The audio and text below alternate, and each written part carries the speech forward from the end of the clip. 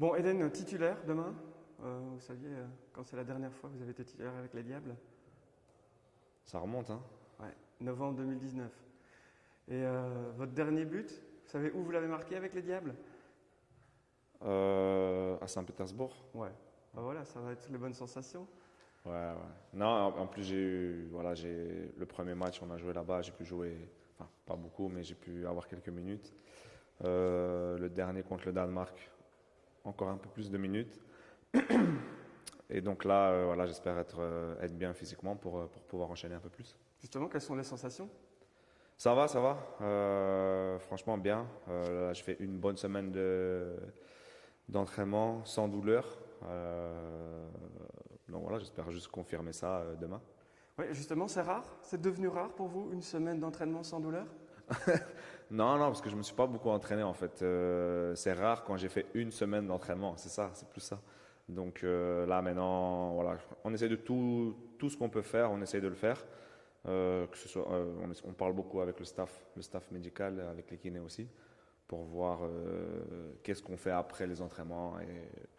Et donc voilà, pour l'instant, ça se passe bien, donc je suis content.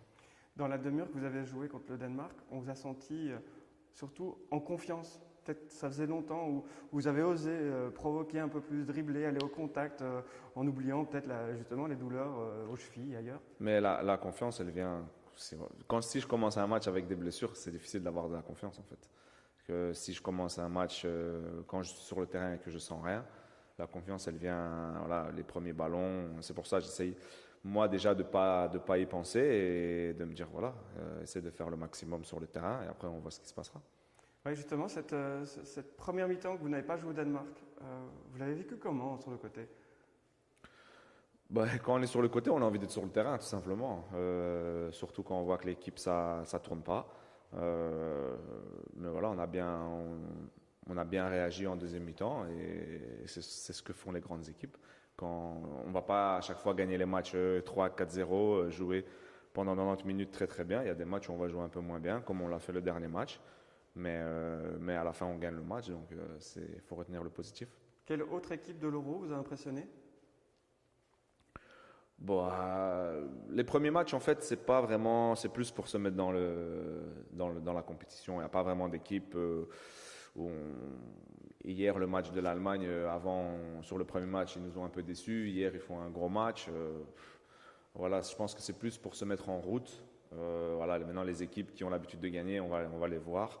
Quand les huitièmes de finale, ça va arriver. Donc, c'est là qu'il faut être présent.